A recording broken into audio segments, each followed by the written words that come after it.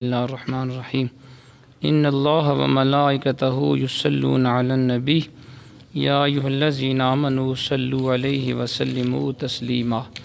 درود پاک اللہم صلی علی سیدنا محمد وعلی آل سیدنا محمد وبارک وسلم علیہ۔ الصلاۃ والسلام علیک یا سیدی یا رسول اللہ وعلی آلک وصحبک یا سیدی یا حبیب اللہ۔ ساتھ محترم، پچھلے سوموار کو ہم نماز جنازہ کے فضائل ہم نے پڑھے اور آج اس کے احکام و مسائل ہم انشاءاللہ سیکھیں گے۔ نماز جنازہ فرض کفایہ ہے۔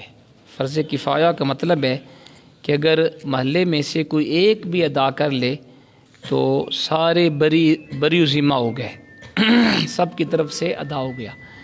اور اگر کسی ایک نے بھی محلے میں سے نہیں پڑھا تو جن جن کو خبر پہنچی تھی جنازے کی وہ نہیں آیا تو سارے گنہگار ہوں گے، سارے گنہگار ہوں گے۔ اب اس میں قابل غور بات یہ ہے کہ ہم لوگ نماز جنازہ میں تو بڑے شوق سے شریک ہوتے ہیں، اچھی بات ہے، جائیں گے تو ثواب ملے گا۔ اور ایک مسلمان کے دوسرے مسلمان پہ جو حقوق اللہ کے حبیب نے بیان فرمایا ان میں ایک حق یہ بھی ہے کہ جب فوت ہو جائے اس کا جنازہ پڑھے، اچھی بات ہے، لیکن اس سے کہیں زیادہ اہم ہے کہ ہم فرضی نماز میں آئیں۔ جو فرض عین ہے اس کی اکثر مسلمانوں کو پرواہ نہیں ہے، اور جو فرض کفایہ ہے کہ اگر چند ایک بندے بھی اس میں شامل ہو جائیں سب کی طرف سے وہ فرض ادا ہو گیا، اس کی ہمیں اتنی فکر ہوتی ہے کہ جناب جنازہ نہ رہے اور فرضی نماز بے شک پانچوں چھوڑ دیں، یہ طریقہ اچھا نہیں ہے۔ تو نماز جنازہ کی جماعت شرط نہیں، جماعت کے بغیر بھی اگر کسی نے پڑھا تب بھی جنازہ ادا ہو گیا۔ ایک شخص بھی پڑھ لے، اگر کوئی نہیں آیا، ایک بندہ تھا وہ اس نے اکیلے بھی پڑھ لیا تب بھی نماز ہو گئی، فرض ادا ہو گیا، ٹھیک ہے جی۔ اور اس کی فرضیت کا انکار کرنا کفر ہے۔ جو بندہ کہے کہ نماز جنازہ فرض نہیں ہے، فرض کفایہ بھی نہیں، وہ کافر ہو گیا۔ اب سنیں، نماز جنازہ میں 2 رکن اور 3 سنتیں ہیں۔ رکن کا معنی ہے کہ جس کے بغیر جنازہ نہیں ہوگا۔ پہلا رکن 4 بار اللہ اکبر کہنا، 4 تکبیر نماز جنازہ، یہ پہلا رکن ہے۔ اور دوسرا رکن ہے قیام، کھڑے ہو کے نماز جنازہ پڑھنا۔ یہ 2 رکن ہے جنازے کے، اس کے بغیر جنازہ نہیں ہوگا۔ کسی نے بلا شرعی عذر بیٹھ کے نماز جنازہ پڑھی نہیں ہوئی۔ اب اس کے اندر 3 سنتیں مؤکدہ ہیں، 3 چیزیں سنت مؤکدہ۔ نمبر 1 ثنا پڑھنا، جیسا کہ شروع میں ہم سبحانک اللہم و بحمدک پوری ثنا پڑھتے ہیں۔ اور دوسری سنت ہے درود پاک پڑھنا، اور تیسری ہے میت کے لیے دعا کرنا۔ یہ 3 چیزیں جنازے میں سنت مؤکدہ ہیں۔ اب سنیں، نماز جنازہ کا حنفی طریقہ کیا ہے عند الاحناف۔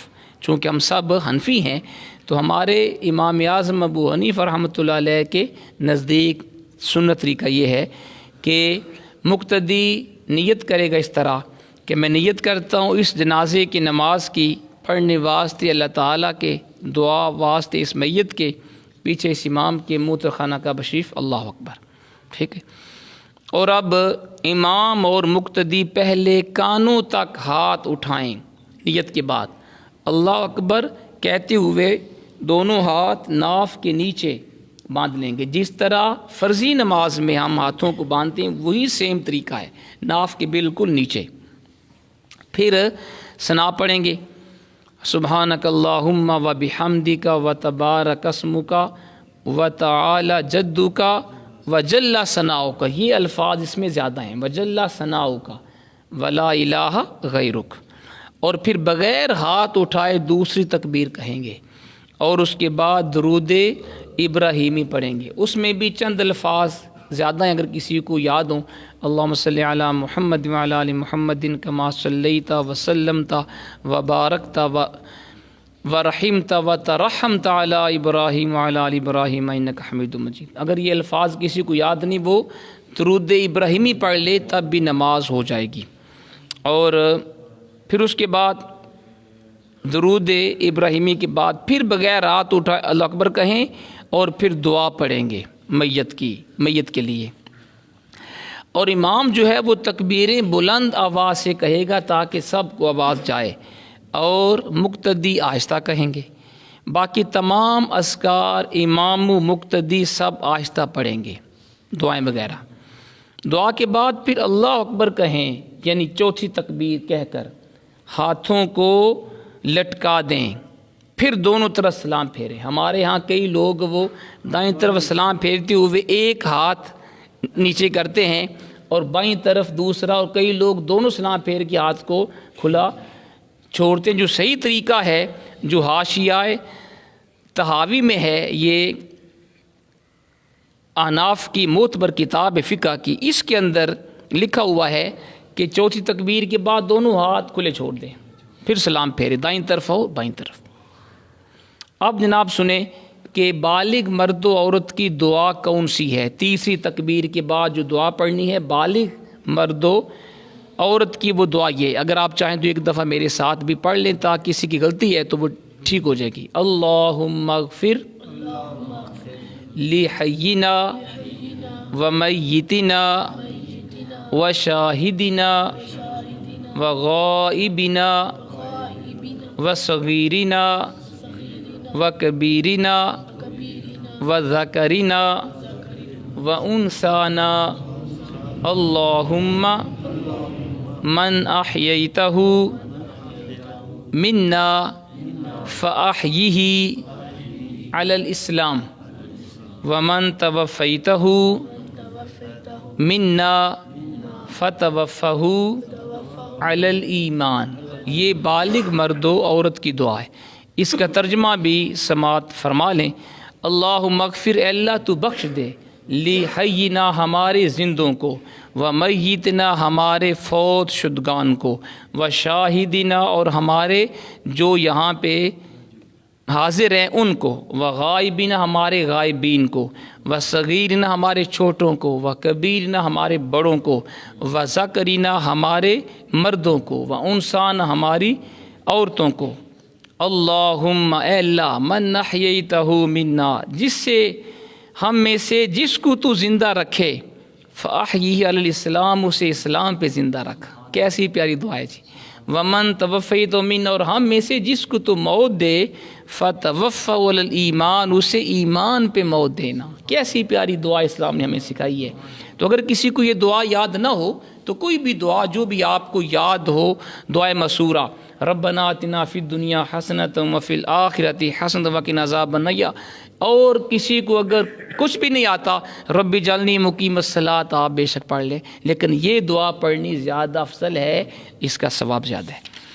اب نابالغ لڑکے کی دعا اور نابالغ لڑکی کی دعا میں تھوڑا فرق ہے، یہ بھی ہمیں یاد کرنی چاہیے.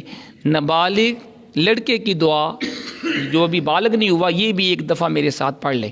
اللہم اجعلہ، اللہم اجعلہ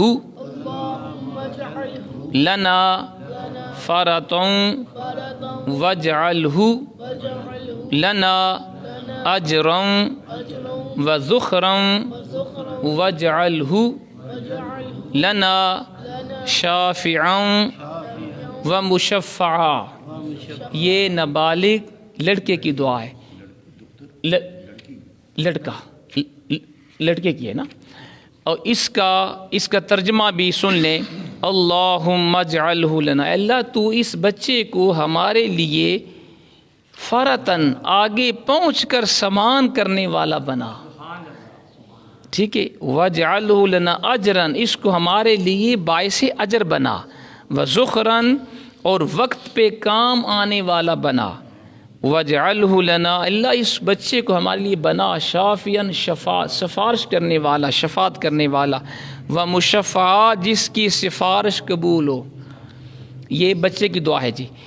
نابالغ بچے کی دعا میں صرف ہو ہا کا فرق ہے. مذکر کے لیے عربی میں ہو کی ضمیر آتی ہے، مؤنث کے لیے ہا کی آتی ہے، باقی سب سیم ہے. ایک دفعہ نابالغ بچی کی دعا بھی پڑھ لیں. اللہم اجعلہا لنا فرطا واجعلہا لنا اجرا وذخرا واجعلہا لنا شافعتا ومشفعہ، اے اللہ اس بچی کو تو ہمارے لیے آگے پہنچ کے سامان کرنے والی بنا اور ہمارے لیے باعث اجر بنا اور وقت پہ کام آنے والی بنا، اس کو ہماری شفاعت کرنے والی بنا جس کی سفارش قبول کی جائے۔ اب اس میں کسی مسئلہ کا کوئی اختلاف نہیں ہے، سب یہ دعا مانتے ہیں۔ اب دیکھیں بچی بچہ، چھوٹا بچی بچہ، اس کی سفارش یہ ثابت ہے اور کوئی اس کا انکار نہیں کرتا، تو انبیاء کرام اور خاص طور پہ امام الانبیاء کی سفارش کا کون بدبخت انکار کر سکتا ہے؟ جب ایک بچی بچہ اس کی سفارش اسلام میں جائز ہے تو امام الانبیاء اپنے گنہگار امت کی شفاعت کیوں نہیں فرمائیں گے؟ اسی طرح علماء حق، مؤذنین اور نیک لوگ، شہداء، اولیاء بھی انشاءاللہ وہ بھی اللہ کے حکم سے شفاعت فرمائیں گے۔ اچھا جی، اب جی یہ مسئلہ ہو گیا۔ اب آگے مسئلہ سنیں کہ جوتے پر کھڑے ہو کے نماز جنازہ پڑھنا کیسا ہے؟ جوتا پہن کر اگر نماز جنازہ پڑھیں، نیا جوتا، تو جوتے اور زمین دونوں کا پاک ہونا ضروری ہے۔ اگر جوتا کسی نے نیا پہنا یا صاف ہے جوتا، تو پھر وہ جوتا بھی پاک ہو، صاف ہو، اور زمین بھی پاک ہو، دونوں کا پاک ہونا ضروری ہے۔ اگر جوتا پہن کسی نے نماز جنازہ پڑھی اور جوتا اتار کر اس پہ کھڑے ہو کے پڑھیں تو جوتے کے تلے اور زمین کا پاک ہونا ضروری نہیں۔ امام اہل سنت امام محمد رضا خان فاضل بریلوی رحمۃ اللہ علیہ ایک سوال کے جواب میں ارشاد فرماتے ہیں، اگر وہ جگہ پیشاب وغیرہ سے ناپاک تھی، جنازے پڑھنے کی جگہ، یا جن کے جوتوں کے تلے ناپاک تھے اور اس حالت میں جوتا پہنے ہوئے نماز پڑھی، ان کی نماز نہیں ہوئی۔ ناپاک جوتا تھا یا وہ زمین ناپاک تھی، کسی نے جوتا پہن کے نماز پڑھا، نماز نہیں ہوئی۔ احتیاط یہی ہے کہ جوتا اتار کر اس پر پاؤں رکھ کر نماز پڑھی جائے کہ زمین یا تلا اگر ناپاک ہو تو نماز میں خلل نہ آئے۔ یہ فتاویٰ رضویہ کے اندر اعلیٰ حضرت کا فتویٰ موجود ہے۔ اس سے پتہ چلا کہ اگر کوئی جوتا پہن کے نماز پڑھے، پھر جوتے کا پاک ہونا بھی اور زمین کا پاک ہونا بھی یہ شرط ہے، اس کے بغیر نماز جنازہ یا کوئی بھی نماز نہیں ہوگی۔ اور اگر اس نے جوتا اتار کے اوپر پاؤں رکھ کے نماز پڑھی، ٹھیک ہے۔ اس صورت میں اگر جوتے کا نیچے والا حصہ یا زمین ناپاک بھی ہو تب بھی نماز درست ہے۔ لیکن ہمارے ہاں یہ اور بھی زیادہ اچھی بات ہے کہ اگر جگہ صاف ہے تو ہم جوتا اتار کے جنازہ پڑھتے ہیں، یہ زیادہ بہتر ہے۔ لیکن اگر جگہ صاف نہ ہو، کسی نے جوتا اتار کے اوپر پاؤں رکھ کے نماز پڑھی، تب بھی نماز جنازہ جائز ہے۔ ٹھیک ہے جناب،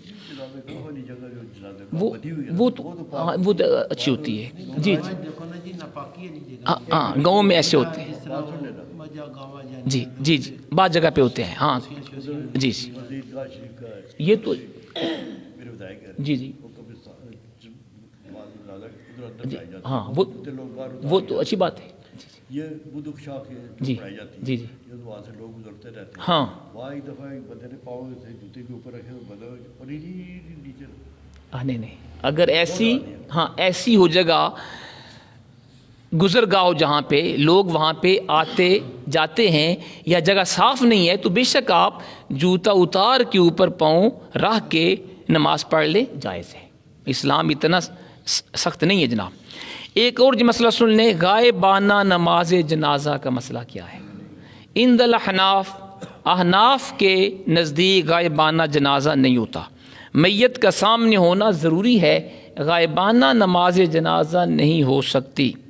در مختار یہ فقہ کی کتاب ہے، اس کے اندر یہ مسئلہ موجود ہے۔ مستحب یہ ہے کہ امام میت کے سینے کے سامنے کھڑا ہو، امام میت کے سینے کے سامنے کھڑا ہو۔ چند جنازوں کی اکٹھی نماز کا طریقہ بھی سن لیں، اگر چند ایک جنازے ایک سے زیادہ ہیں تو ان کو اکٹھا پڑھنا بھی جائز ہے۔ چند جنازے ایک ساتھ بھی پڑھے جا سکتے ہیں، اس میں اختیار ہے کہ سب کو آگے پیچھے رکھیں، یعنی سب کا سینہ امام کے سامنے ہو، ایسے جناب یہ بھی ٹھیک ہے۔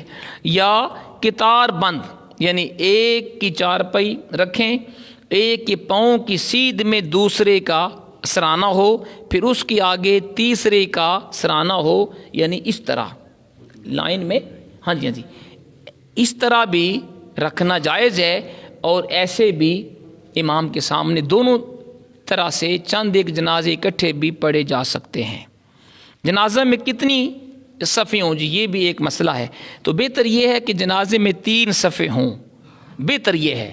کیونکہ حدیث پاک میں آتا ہے کہ جس کی نماز یعنی جنازہ 3 صفوں نے پڑھی اس کی مغفرت ہو جائے گی۔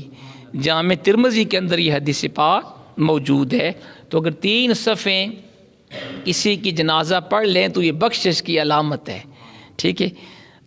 تو اگر اس سے زیادہ ہو جائیں تو ٹھیک ہے، جائز ہے جی، تاکو۔ اگر کل 7 بندے ہوں جی، یہ بھی ایک مسئلہ ہے، 7 بندے امام سمیت، تو ایک امام بن جائے، 3 بندے امام کے پیچھے پہلے صف میں کھڑے ہو جائیں، 4 ہو گئے، 2 اس کے پیچھے، 5 اور 1 آخر میں، تاکہ 3 صفوں کی سنت بھی ادا ہو جائے۔ اور جنازے میں پچھلی صف تمام صفوں سے افضل ہے۔ ہم کوشش کرتے ہیں کہ پہلی صف میں جگہ ملے، فرضی نماز میں پہلی صف میں کھڑے ہونے کا ثواب زیادہ ہے، اور جنازے میں آخری صف کا ثواب زیادہ ہے۔ سبحان اللہ۔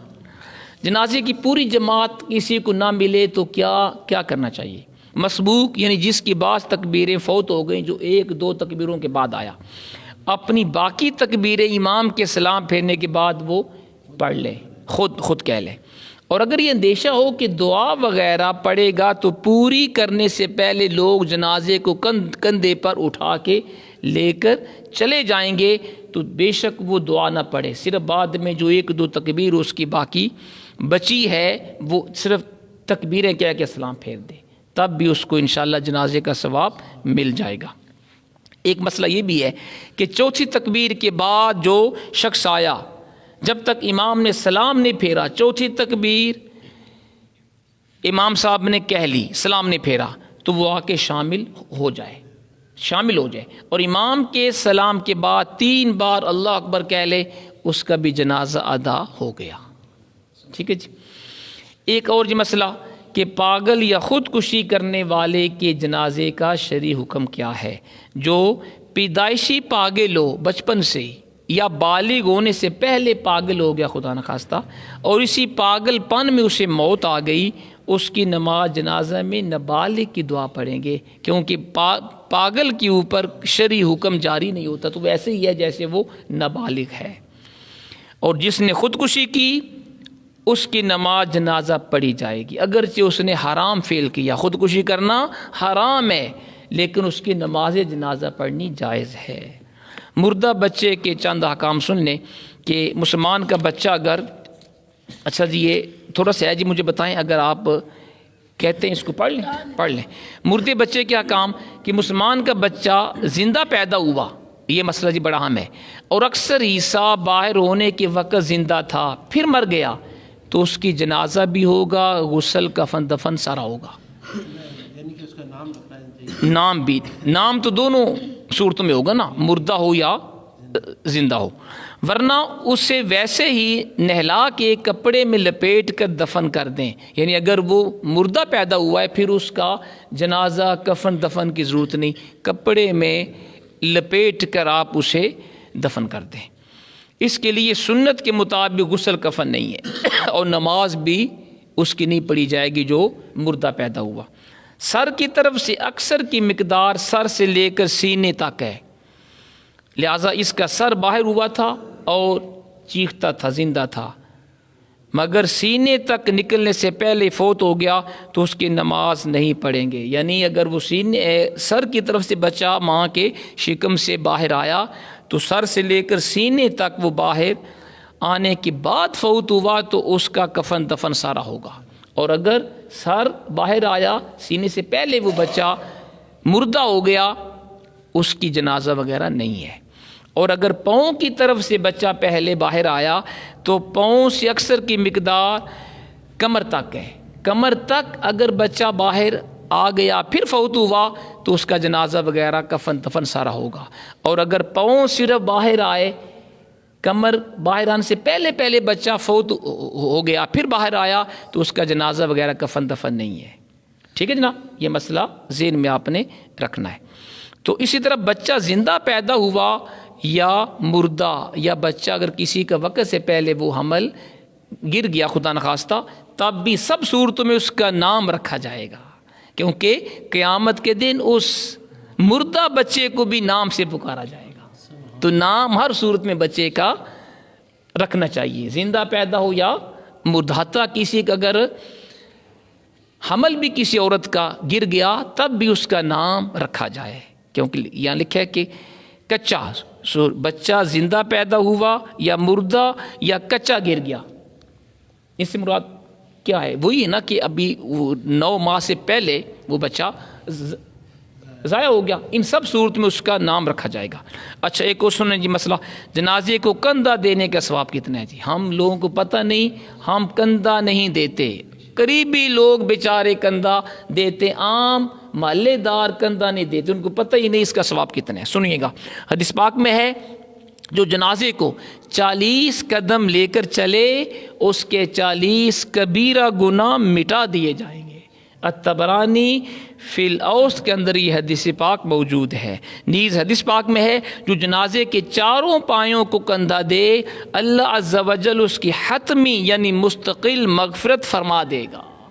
تو چاروں کندھوں کو، میت کے چاروں پایوں کو پکڑ کے کندھا دینے کی صورت میں حتمی بخشش کی نوید ہے. تو ہمیں جنازے کو کندھا ضرور دینا چاہیے.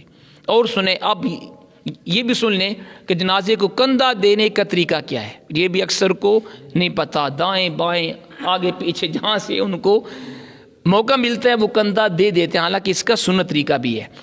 جنازے کو کندھا دینا عبادت ہے، اور سنت یہ ہے کہ یکی بعد دیگرے چاروں پایوں کو کندھا دے اور ہر بار 10 قدم چلے. یہ ہے سنت. یہاں اکثر کو یہ بھی نہیں پتہ جناب، 2-3 قدم کے بعد دوسرا بندہ آ کے وہ پائے کو پکڑتا ہے اور شاید 10 قدم وہ چلنے بھی نہیں دیتے، کیونکہ یہ بھی اکثر کو نہیں پتہ. اب دیکھیں نا، اب جب تک لوگ بیٹھیں گے نہیں، سیکھیں گے نہیں، تو کیسے ہمیں ان مسائل کا پتہ چلے گا.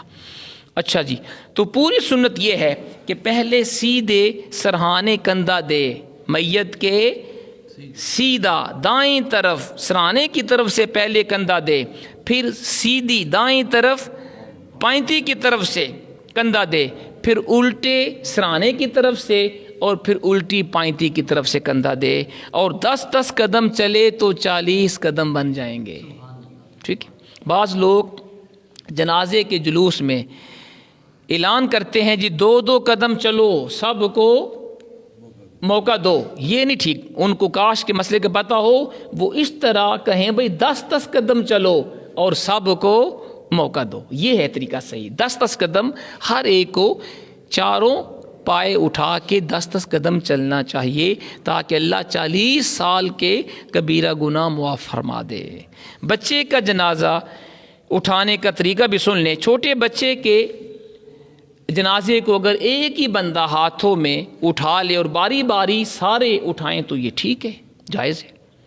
عورتوں کو بچہ ہو یا کسی بڑے کا جنازے کے ساتھ جانا منع ہے. عورتیں جنازے کے ساتھ نہیں جائیں گی، اس سے منع کیا گیا ہے.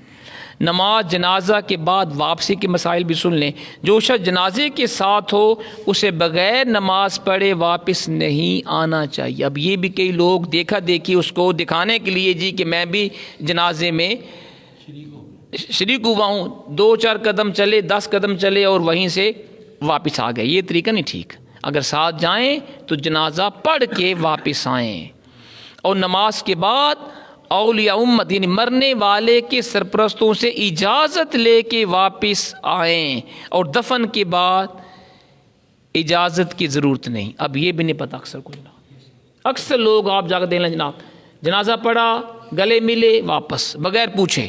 شرعی مسئلہ ہے کہ میت کے وارث سے اجازت لے کے آؤ اگر تم نے قبر تک نہیں جانا. اب یہ اکثر کو نہیں پتہ مسئلے کا، کوئی بھی نہیں جناب آتا، کوئی بھی اس سے نہیں پوچھتا کہ جناب مجھے فلاں کام ہے، یا معذرت اگر آپ مجھے اجازت دیں تو مجھے ایک ضروری کام ہے. تو بھئی وہ اگر آپ اس طرح اس سے پوچھ کے آئیں گے تو اس نے کیا جناب وہ آپ کو منع نہیں کرے گا، لیکن سنت کا ثواب اللہ آپ کو دے دے گا. تو یا تو آپ کوشش کریں کہ اس کو دفن کرنے کے بعد آئیں نا، اس کا ثواب بھی زیادہ ہے.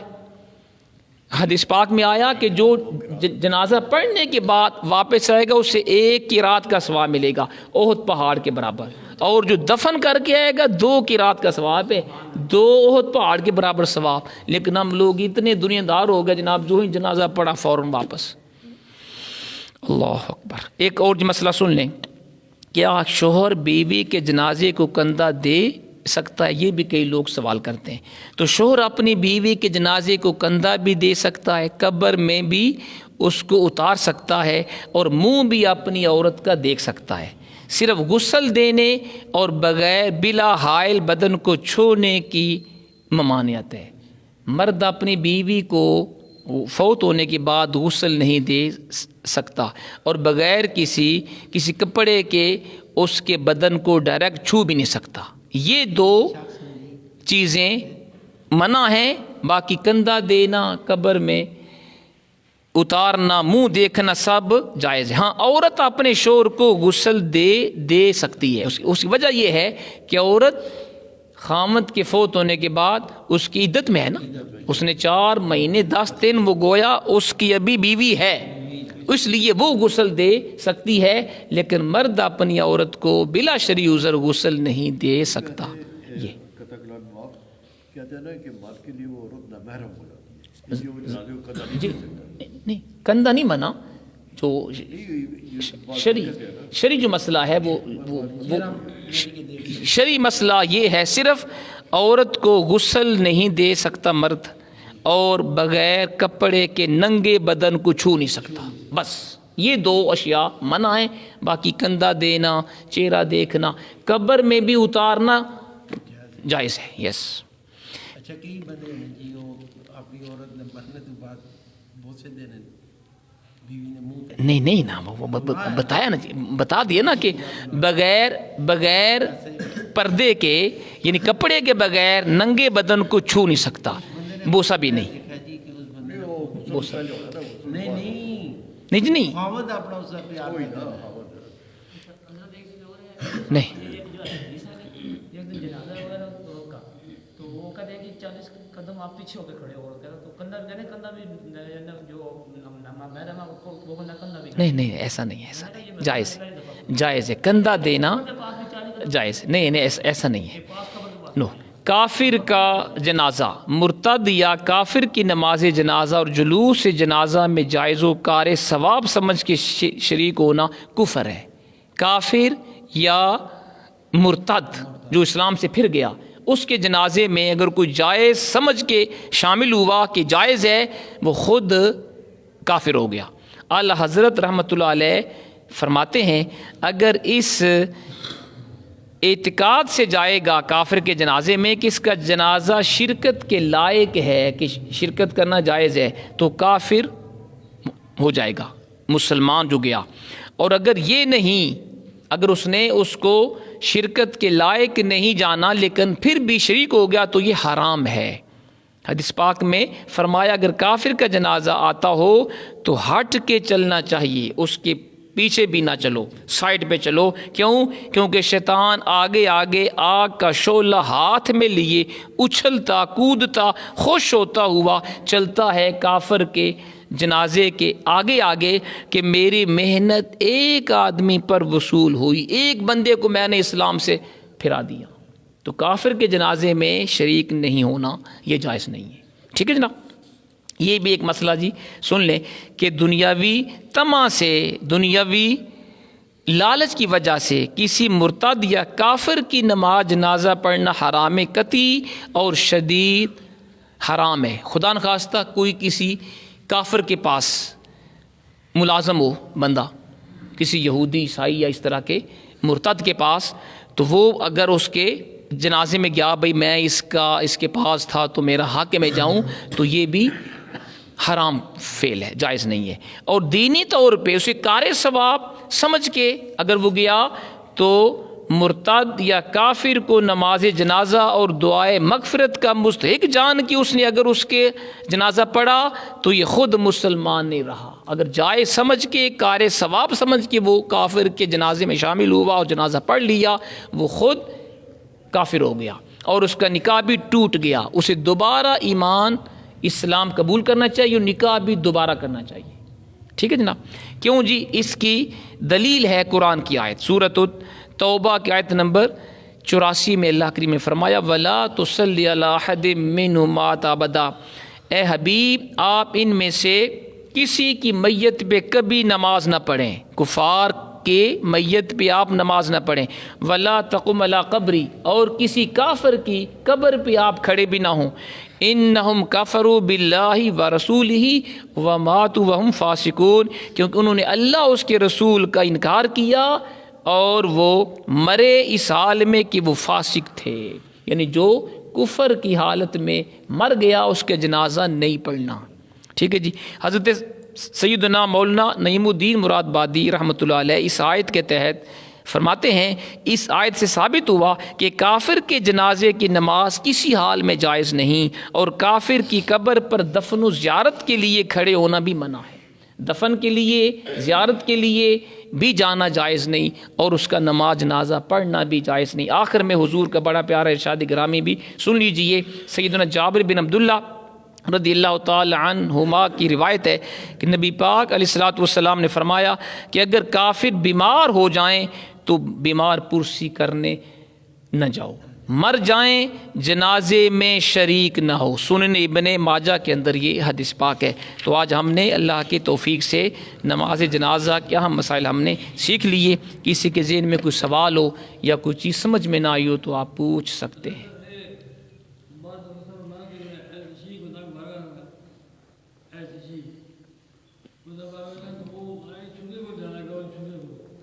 جی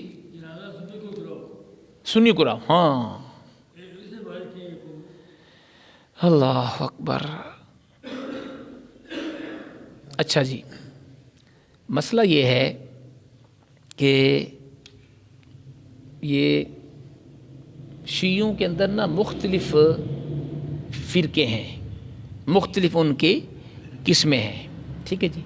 وہ شیعہ جو غالی شیعہ ہے اور جناب وہ گستاخ صحابہ ہے اہل بیت کا بھی گستاخ ہے جس کے کفریہ ہیں عقائد ان کا جنازہ نہیں ہوگا. اور جو جانتے ہوئے کہ یہ اس طرح کا گستاخ ہے اس کے جنازے میں جائے گا تو وہ خود اس قرآن و حدیث کے مطابق جانتے ہوئے کہ یہ جائز ہے تو خود اسے دوبارہ ایمان قبول کرنا پڑے گا اور اس کا نکاح بھی ٹوٹ جائے گا. لیکن جو شیعہ اس طرح کا نہیں ہے غالی نہیں ہے یا اس بیچارے کو پتہ ہی نہیں کہ ان کے اصل عقائد کے بس دیکھا دیکھی وہ کیونکہ ہمارے کئی نا سنی ہوتے ہیں بولے بالے ہوتے ہیں ان کو نہیں ہوتا پتہ کہ ان کے اصل میں ان کے عقائد کیا ہیں. تو اگر کوئی ایسا سنی جو ہے سنی اس بیچارے کو پتہ نہیں اس نے صرف یہ سمجھا کہ یہ جناب اہل بیت کو یہ اچھی طرح مانتے ہیں ان کی شان کو بیان کرتے ہیں تو اگر وہ اس طرح کا گستاخ نہیں تو پھر وہ مسئلہ نہیں ہے. لیکن جو شیعہ اس طرح کا ہے گستاخ ہے اور گستاخ ہے اہل بیت اہل صحابہ اس کے جنازہ نہیں ہوگا. ان کی جو بات ہے وہ کہنا ہے پڑھانا جانا مولوی صاحب کہنا ہے سنیوں کو بلا کے لاتے ہیں. جی مجھے پتہ ہے پھر وہ 5 تکبیروں سنی امام شیعوں کا جنازہ نہیں پڑھائے گا. وہ ان کا اپنا جو امام ہے وہی ان کا جنازہ پڑھائے گا. سنیوں کے لیے شیعوں کا جنازہ نہ پڑھنا جائز ہے اور نہ کسی امام کے لیے پڑھانا جائز ہے. شارٹ کٹ یہ ہے. بات یہ ہے کہ جب بھی کوئی ایسی بہت ہوتا ہے نا ہمارے دوست یہ دیگر سرکاری اور غیر سرکاری لوگ ہیں تو وہ کہتے ہیں جی پہلے سنی پڑھائیں گے پھر شیعہ پڑھائیں گے. آپ کتنے نا